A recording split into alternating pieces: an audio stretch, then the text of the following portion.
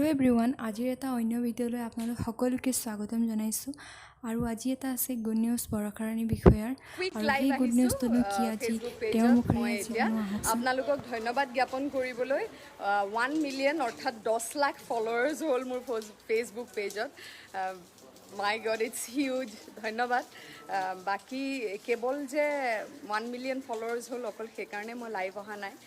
দুগৰাকী অসমৰ কন্যা সন্তান যিয়ে অসমক এই মুহূৰ্তত খুব গৌৰৱান্বিত কৰি তুলিছে। দুগৰাকী হৈছে এগৰাকী লাভলীনা বৰগোহাঁই আৰু এগৰাকী সুৰভি দাস অভিনেত্ৰী।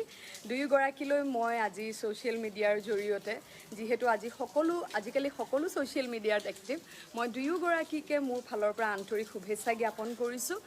অসমক এই সুন্দৰ মুহূৰ্তখিনি দিয়াৰ বাবে, গৌৰৱান্বিত কৰি তোলাৰ বাবে দুয়োগৰাকী আগবাঢ়ি যোৱা আৰু বহুত বহুত সুনাম আৰ্জি আনা আমাৰ সকলোৰে বাবে। আৰু লগতে অসমবাসীক এটাই ক'ব বিচাৰিম যে আপোনালোকৰো ছোৱালী সন্তানক সপোন দেখিবলৈ দিব।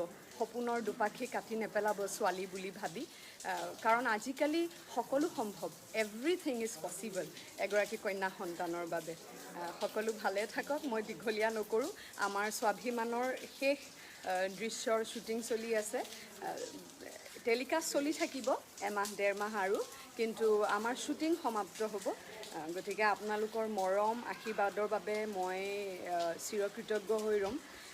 আজি প্ৰায় 25 বছৰতকৈ অধিকেই হ'ল মোৰ এই লাইনত।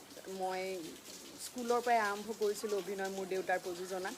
তেতিয়াৰ পৰা এতিয়ালৈকে, একদম চিৰিয়েলৰ পিছত যৌৱনামনি কৰে প্ৰথম ছবি মোৰ, তেতিয়াৰ পৰা এতিয়ালৈকে যিখিনি মৰম আৰু সঁহাৰি দৰ্শকৰ পৰা পাইছোঁ, তাৰ বাবেই হয়তো আজিও মই অভিনয় কৰি আছোঁ।